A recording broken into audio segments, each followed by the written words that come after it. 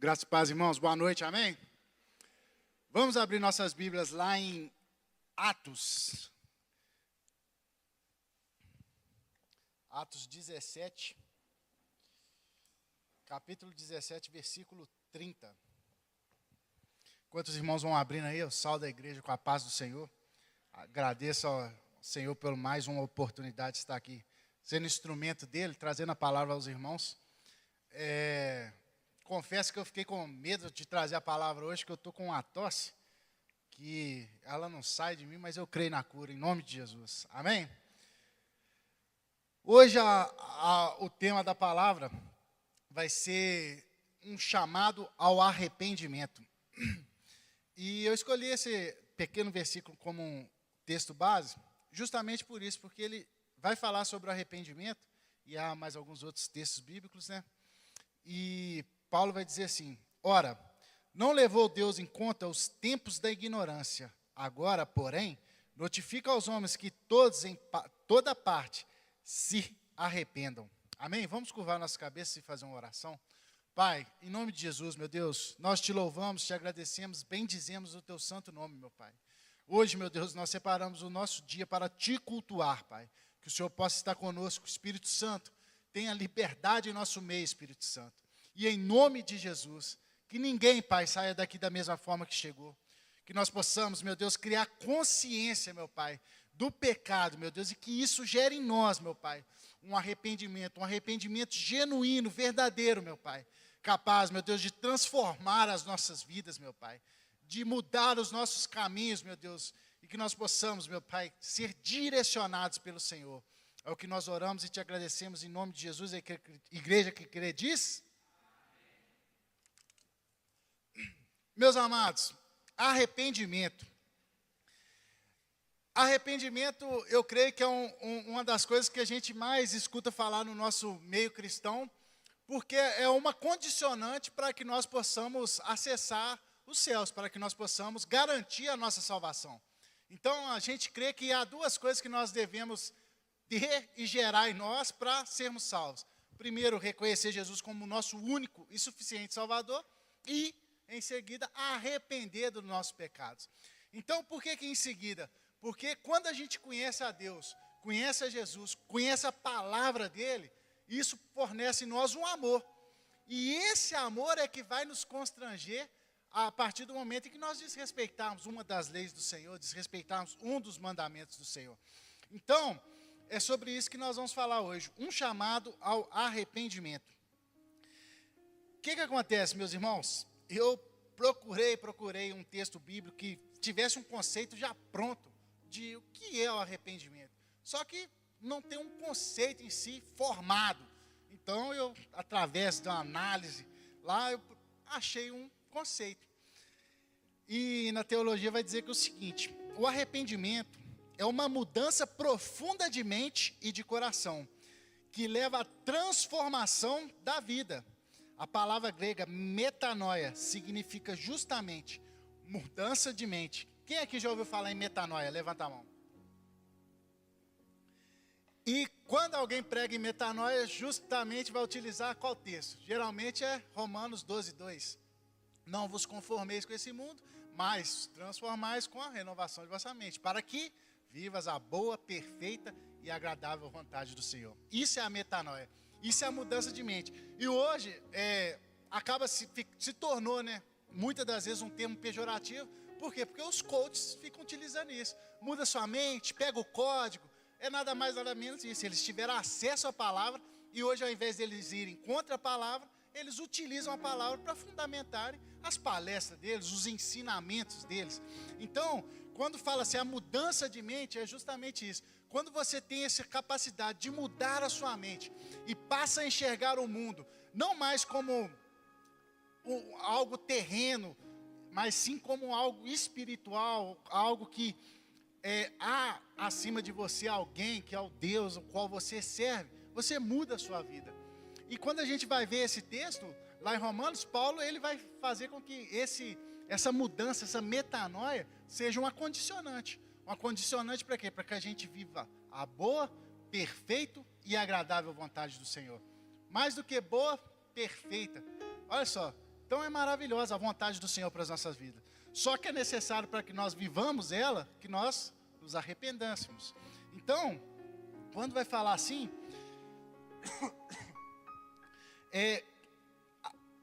quando a gente fala em arrependimento, a gente pode também entender que é a obra do Espírito Santo no nosso coração. Eu lembro desse texto, porque lá em Atos 16:8, deixa eu ver, não, João 16:8. Em João 16:8 que vai falar isso, que quem nos convence do pecado é o Espírito Santo. E o Espírito Santo é quem? É Deus, a pessoa que está conosco aqui. Então, meus amados, é o Espírito Santo que vai nos convencer do pecado. Não somos nós. Porque se deixar para nós, a gente não chega ao arrependimento. A gente chega ao mero remorso. Ao mero remorso momentâneo. Só que esse remorso, ele não vai ter a capacidade de fazer com que a gente mude o nosso caminho. A gente leu agora aqui, Paulo fala para nós nos arrependermos. E para que haja uma mudança de caminho. Então, quando a gente se arrepende, o arrependimento, ele provoca em nós algo que permite com que a gente não cometa mais aquilo. Por quê? Porque a gente se arrependeu. E não é simples um rasgar de roupas ali, não.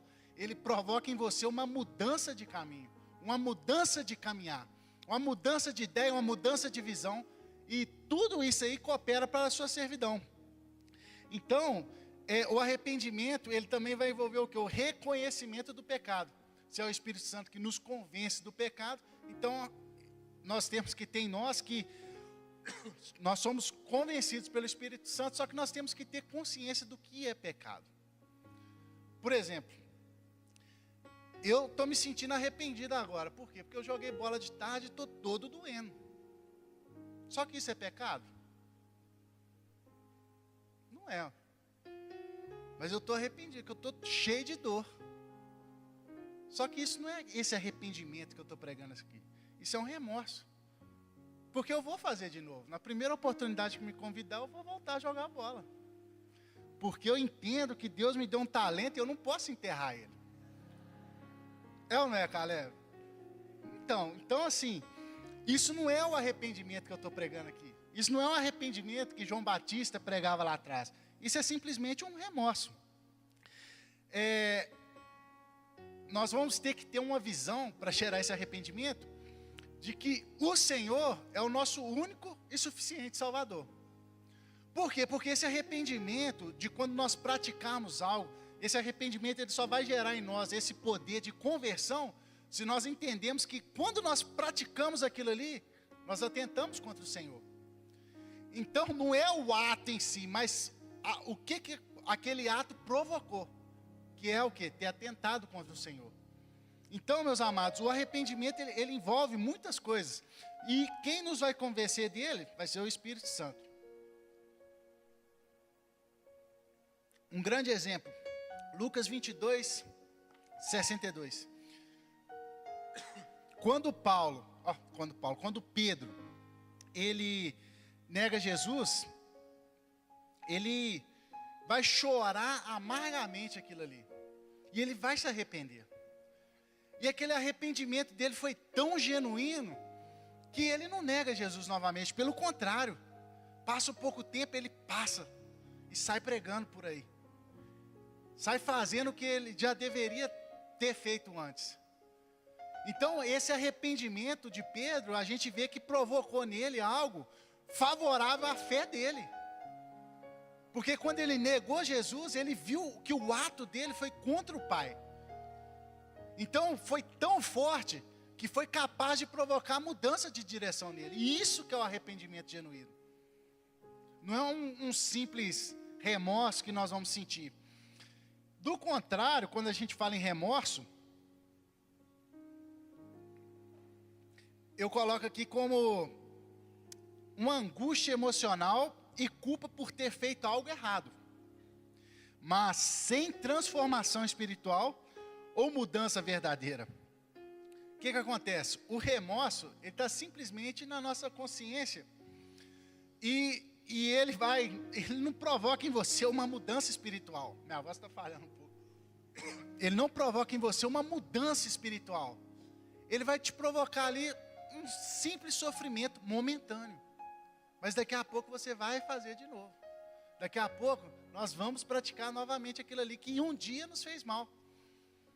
E o grande problema do remorso é o seguinte, porque dependendo da nossa frieza espiritual, dependendo da nossa situação espiritual, ele não vai provocar nem mais esse remorso. Aquelas atitudes nem vai provocar mais um remorso.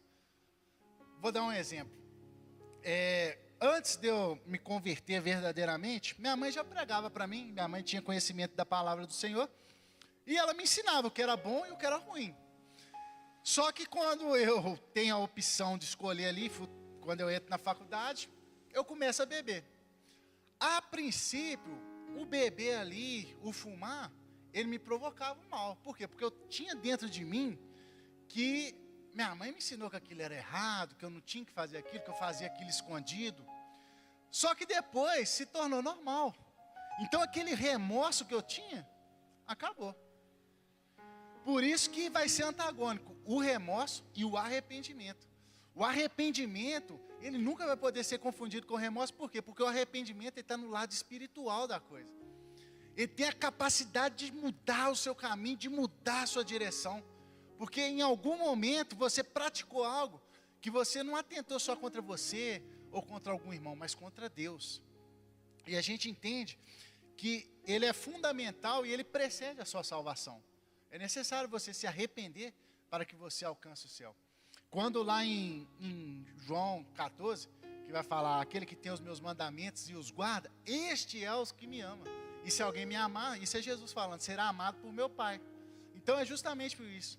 Quando a gente ama ao Senhor, a gente guarda os fundamentos e a gente cumpre. Guardar é justamente isso, é guardar o ensinamento do Pai e cumprir.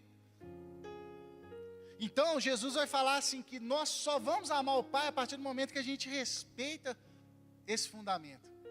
Só que não quer dizer que na nossa caminhada cristã, em algum momento nós vamos desrespeitar, não. Nós somos pecadores. A nossa carne, a tendência dela é essa. Só que quando você tiver consciência de que há uma arma poderosa em nossas mãos, que é o arrependimento, e nós a usarmos, ele vai ter a capacidade de não só nos libertar daquilo ali, mas também de provocar um novo caminho. E você não vai mais cair naquilo ali. Um grande exemplo disso na Bíblia. Esqueci de anotar aqui, mas salvo engano está em 2 Samuel 11, que é Davi. Um certo dia, Davi estava lá no seu palácio, andando na sua varanda, e ele olha e vê uma mulher tomando banho. E essa mulher era muito formosa, e ele procura saber quem é. Ele não se importa que ela era a esposa de um grande soldado dele, fiel a ele, e ele manda chamar. Davi então adultera com aquela mulher, e quando ele adultera com ela, há a consequência do pecado. O arrependimento, irmãos, ele vai te libertar daquilo ali, mas a consequência pertence a nós. O que nós plantarmos, nós vamos colher, independente se a gente arrepender ou não. Então, Davi, ele fica sabendo que ela engravida, e o que ele faz? Manda Joabe chamar o marido dela, Urias, que ele estava lá na guerra, lutando por Davi. E o que Davi bola na cabeça dele? Hoje eu vou dar a ele um jantar, ele vai se embriagar, ele vai para a casa dele, vai para o coito ali com a esposa dele, e o filho vai ser dele. Ele vai assumir aquele filho e pronto. Não vai ter escândalo no meu reinado. Só que o que acontece? Joabe manda Urias chega até Davi, e Urias pergunta a Davi o que ele queria. Ele oferece um jantar e fala assim, olha, você foi fiel a mim, então jante comigo, depois vai dormir com a sua esposa. E Urias fala assim, não, mas está todo mundo na linha de frente lá, a guerra está rolando solta. Ele, não, mas vamos aqui. Então Urias se embriaga com Davi, eles comem bastante. E Davi manda Urias para casa. Só que Urias era tão fiel a Davi, mas tão fiel, que ao invés dele ir para casa, ele dorme na porta do palácio. Então quando Davi vê aquilo, ele fala assim, não tem jeito com esse cara não, esse cara é muito fiel a mim. Manda um recado para Joabe lá, manda colocar Urias na linha de frente, para ele morrer. E é isso que é feito. Urias vai lá, vai para a linha de frente e morre. Davi, que não é bobo nada, pega a mulher de Urias, casa-se com ela e assume aquele filho e vai viver a vida dele. Ele esqueceu do que ele fez. Só que Deus não esquece não. Deus está olhando tudo. O que Deus faz? Natan, vai lá. Repreende Davi lá para nós. Olha o que ele fez.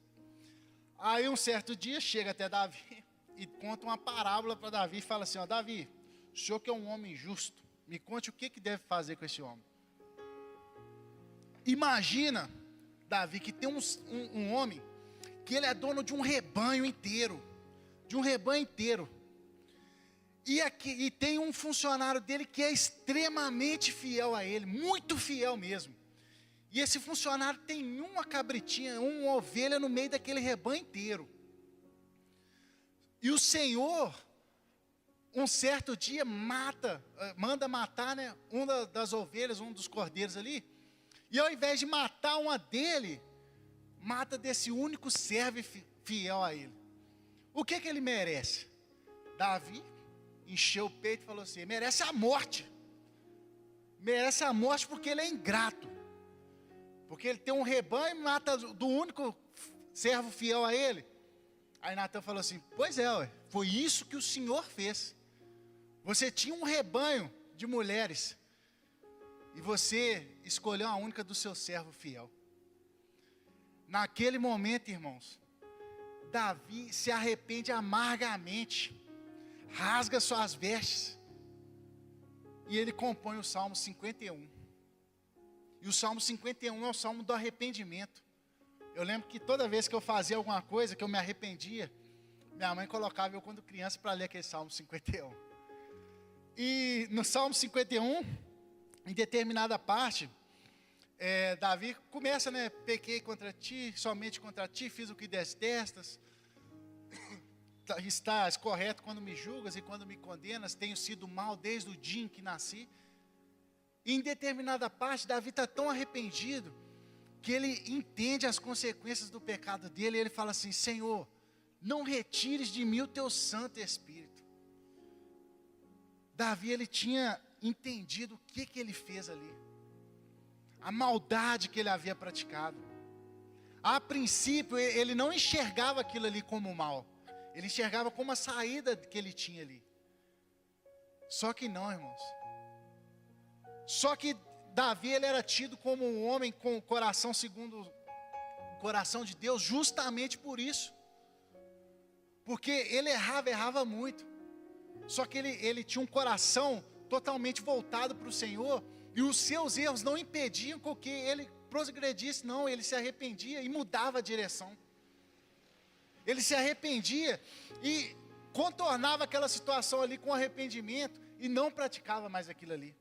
Então, quando Davi se arrepende, ele compõe o Salmo 51 e ele nos demonstra, né, como um exemplo claro e genuíno o que o arrependimento pode provocar em nossa vida.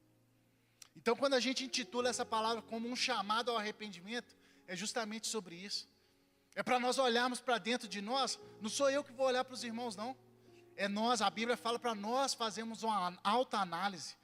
E nós olharmos para dentro de nós, o que nós praticamos que nos impede de talvez nós acessarmos certas coisas que o Senhor tem para nós. O que nós estamos fazendo e não renunciando, que está gerando em nós um distanciamento do Senhor. Porque é isso que o pecado nos faz. Ele cria uma barreira, uma parede entre nós e o Pai. E se a gente não se arrepender desse pecado, a gente vai permanecer só nos distanciando. E um abismo, ele vai chamando o outro. Não tem jeito. Um abismo chama o outro. Então, se a gente manter um pecado de estimação, a gente vai se distanciando do Pai e fica muito difícil de nos reconciliarmos. Lá em Salmo 34, 18, vai dizer assim, ó, o Senhor está perto dos que têm o coração quebrantado e salva os de espírito abatido. Lembra, quem que vai nos dar consciência do pecado? É o Espírito Santo. Muitas das vezes não somos nós, é o Espírito Santo. Muitas das vezes não será nós, é o Espírito Santo. Então cabe a nós orarmos, pedimos a Ele para revelar se há algo em oculto que Ele necessita, que nós necessitamos de ser arrancado, para que a gente viva a boa, perfeita e agradável vontade do Senhor. Assim como para Davi, aquele homicídio que ele praticou, porque quem manda vai responder da mesma maneira de quem mata. Isso é que o nosso Código Penal atual fala. E lá naquela época não é diferente. Se ele mandou Urias para a linha de frente para morrer, a intenção dele era qual? De matar Urias. Só que para ele era normal. Só que quando o Espírito Santo age ali através de Natã e revela para ele o mal que ele havia praticado, ele não tinha a visão clara daquilo ali. E muitas vezes somos nós. Muitas das vezes nós não vamos ter uma visão clara. Às vezes a gente está fazendo algo que a gente, lá no fundo, a gente sabe que é errado. Sabe que nos faz mal. Só que a gente mantém aquilo ali como algo de estimação. E a gente fala, tem nada a ver não. Isso aí não. E às vezes está tão oculto que é necessário nós orarmos para o Espírito Santo revelar, assim como revelou a Davi, para que ele revele a nós. Isso é comum, irmãos. Isso é comum. A sociedade que nós vivemos, ela está doente. Hoje eu estava vendo de tarde lá, aproveitei para ver umas reportagens da semana, ver as notícias. Eu estou vendo lá, encontro de mães de bebê reborn. Aí eu fui ver o que era isso. Misericórdia. Está criando um projeto de lei para proibir o SUS de atender um boneco. Olha só. Olha isso, nós estamos vivendo uma sociedade que a sociedade está doentada. A sociedade está carente de algo que nós temos, que é o Senhor, que preenche qualquer coisa. E não sobra espaço para essas coisas. Só que dependendo da situação, nós vamos nos distanciar do Senhor. Se nós mantivermos aquilo ali, mesmo inconsciente. Davi viveu uma vida inconsciente. Davi viveu uma vida ali, mesmo tendo pecado, sem consciência do pecado. Até que Deus revelasse a ele. E com nós é a mesma coisa. Muitas das vezes a gente vai praticar certas coisas que está errado, que está nos distanciando, que a gente tem que extirpar da nossa vida. Só que a gente não consegue ter uma visão clara. O que cabe a nós? Orarmos. A nossa oração, a oração do justo, ela tem poder, ela tem eficácia para todas as coisas. Eu tinha uma dificuldade enorme com dizimar e ofertar quando eu me converti. Eu orei, pedi a Deus para que eu tivesse um coração grato a Ele. E Ele deu. Era uma oração difícil também que eu fazia, era pedindo a Deus para que eu pudesse amar Ele, não pelo que Ele poderia me dar, mas por quem Ele era. E era uma oração doída que eu sentia vergonha demais de fazer, mas era necessário fazer. Porque quando eu me converto e minha vida estava tudo bem, eu falo assim, agora que eu estou com o Senhor vai melhorar ainda mais. Só que era necessário com que o Senhor me moldasse para me usar. E eu me converti, eu pensei assim, eu amo o Senhor, só que eu amava Ele, não por quem Ele era, não por quem Ele era Deus, porque eu não tinha uma visão, eu não tinha um ensinamento de quem era Deus. Simplesmente eu conhecia por ouvir falar. Só que aí quando eu faço essa oração, e essa foi uma oração que o Espírito Santo me incomodou a fazer, muito envergonhado eu a fazia, o Senhor, Ele coloca um amor no meu coração. E eu passo a enxergar o Senhor de outra forma. Então, meus amados, nós temos que verdadeiramente orarmos. Um chamado ao arrependimento é justamente isso. Nós chegarmos, não só em casa, agora, Senhor, se tem algo que eu necessito, Pai, de tirar da minha vida, se tem algo que eu faço que é contra o Senhor, me mostra, revela, Espírito Santo. Não permita com que eu viva uma vida assim. E Ele é fiel, e Ele vai nos revelar, Ele vai nos convencer do pecado, do que nós estamos fazendo de errado. E lembrando que o arrependimento, lá em Romanos 12, 2, ele justamente vai começar aqui, na nossa mente. O remorso não, o remorso está muito voltado ao nosso coração. É algo que nós fizemos ali, mas nós vamos tornar a praticar, mas o arrependimento não. O arrependimento, ele está na nossa mente, no nosso consciente e subconsciente também. E Ele vai ter a capacidade de mudar os nossos caminhos. Só que nós temos que, a metanoia é justamente isso. É eu falando aqui com os irmãos e eu usando, irmãos. Antes de pregar aqui, antes de pregar essa palavra, vocês podem ter certeza, o pregador ele vai viver aquilo ali. Porque a relação com o Senhor é assim, ó, ela começa na vertical. O Senhor derrama e muda em você, para depois você transbordar. E vai ser sempre assim. Então, quando fala a respeito da metanoia, é justamente sobre isso que hoje nós estamos recebendo um convite do Senhor para nós mudarmos a nossa mente em relação a isso, para nós verdadeiramente vivermos uma vida em que nós nos arrependemos, mas não voltamos a praticar, porque o arrependimento, ele cria em nós uma barreira para nós não praticarmos mais aquilo. Uma barreira em que ela vai provocar algo tão forte dentro de nós, mas tão forte, que a gente não pratica mais aquele pecado. A gente não pratica mais aquele mal. Amém? Então, que nós possamos verdadeiramente viver essa metanoia, verdadeiramente pegar esse código. Outro detalhe, a partir do momento em que nós vivermos esse arrependimento ele vai precedir em nós um avivamento sobrenatural. Porque a gente vai ver que quando a gente se arrepende, assim como foi citado aqui Pedro, não provoca em nós só uma dor, e uma dor que converte os nossos caminhos, não. Aí a gente agora que está no caminho certo, não praticando mais aquilo, a gente começa a produzir frutos conforme o Senhor, frutos vindo do Senhor, porque a gente está no caminho do Senhor agora. Então a gente vai ver que o arrependimento, ele vai prescindir um avivamento em nossa vida. Um avivamento no sentido de que nós agora nos tornamos alguém que está vivendo a plena vontade do Senhor. Alguém que abandonou aquela prática que distanciava de Deus, que impedia de viver os planos de Deus na nossa vida. E agora a gente passa a viver a vontade de Deus genuína, pura, clara. E aquilo ali vai mudar a nossa vida de uma forma sobrenatural. Porque vai ser uma obra do Espírito Santo. Quem vai nos convencer do pecado é o Espírito Santo. Não sou eu aqui pregando, não tem poder para nada. Mas o Espírito Santo tem. E é só você permitir ser tocado. É só você permitir receber esse avivamento. Outro detalhe a respeito do avivamento. Lá em Mateus 3:2, vai falar assim: arrependei-vos, porque é chegado o reino dos céus. Isso é João Batista. João Batista, ele não só prepara ali o caminho, mas ele prepara uma mensagem e ele fala isso: arrependei-vos, pois é chegado o reino dos céus. Meus irmãos, a gente não sabe quando o Senhor vai voltar, não. A gente só sabe que Ele vai voltar. A gente não sabe a hora nem o dia. É por isso que a gente tem que permanecer vigilante. Porque se Ele volta e a gente está enraizado ali, longe da presença dEle, a gente fica, irmãos.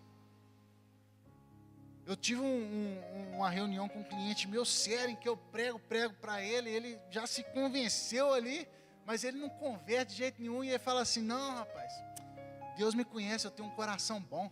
Falei: meu irmão, eu sei que o seu coração bom, você vai para o inferno, você vai servir a Satanás no inferno, porque não tem isso não, rapaz. Coração bom não salva ninguém.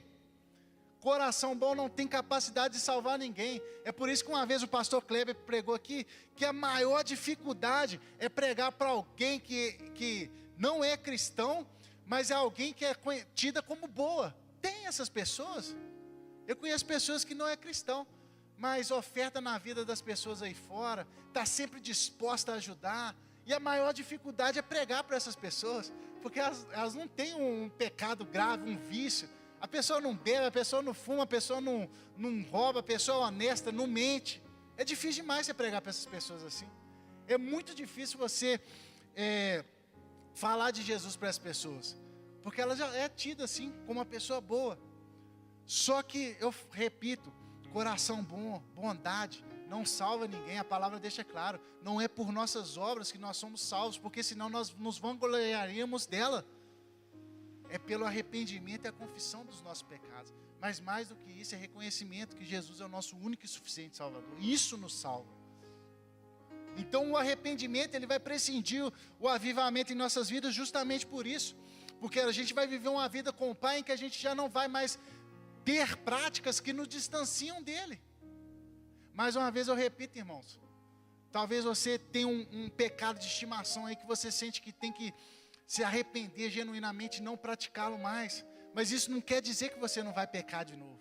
Isso não quer dizer que na sua corrida cristã não vai acontecer, não vai surgir mais alguma coisa. Não. Só que você já vai ter consciência. E mais do que isso, você já vai saber como que se faz. Como que você vai fazer. O que é aquilo ali. E quem tem poder para tirar aquilo ali de você. Amém? Então, hoje, quando é proposto um chamado ao arrependimento, é justamente isso. Está propondo a nós, aqui hoje, o Senhor, Ele nos propõe, não só para que nós arrependemos dos nossos pecados e convergimos os nossos caminhos, mas Ele está preparando para nós um avivamento ao qual nós temos a capacidade de viver de uma maneira em que nós possamos impactar essa cidade, a região. Eu creio nisso. Eu creio que nós podemos, né, ser usados pelo Senhor de uma maneira tão poderosa, que hoje, ao invés de milhares de jovens se reunir em festas, em shows, pode se reunir para cultuar o Senhor, pode se reunir para fechar PH Rovers e ter um show gospel maravilhoso, uma pregação maravilhosa. Eu creio nisso, irmãos. Amém?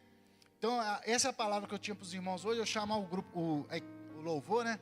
Tem mais uma palavra, um louvor preparado para nós aí, Luiz? Amém? Deixa eu só tirar essa blusa aqui, quente demais.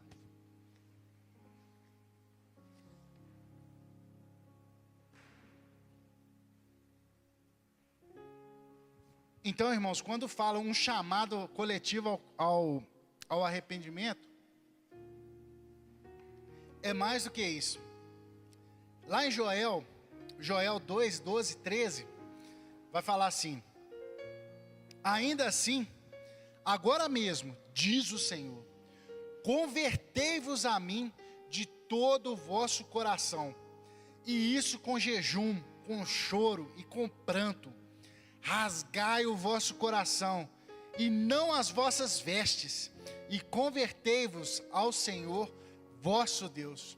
Joel está falando aqui, se arrependa dos vossos pecados, jejue e ore, mas não simplesmente sinta um remorso para você rasgar suas vestes, não, rasga o seu coração. Rasga o seu coração de uma maneira em que você vai se arrepender e não vai mais praticar aquilo ali. E no final ele fala: convertei-vos ao Senhor, o vosso Deus.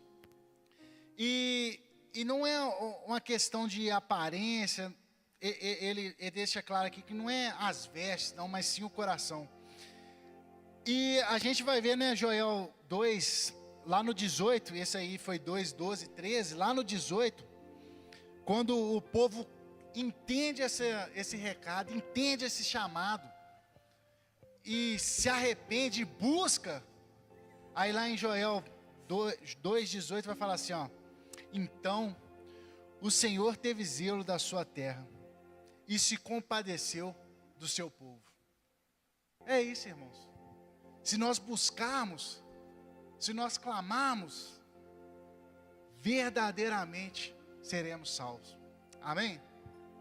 Vamos colocar sobre os nossos pés, vamos entoar esse louvor ao Senhor, e enquanto nós cantamos, enquanto o grupo de louvor canta aqui, vamos pedir ao Espírito Santo para que Ele nos mostre se tem algo de errado, se tem algo que impeça de nós vivermos a boa, perfeita e agradável vontade dEle, se tem algo que está criando em nós um distanciamento do Senhor.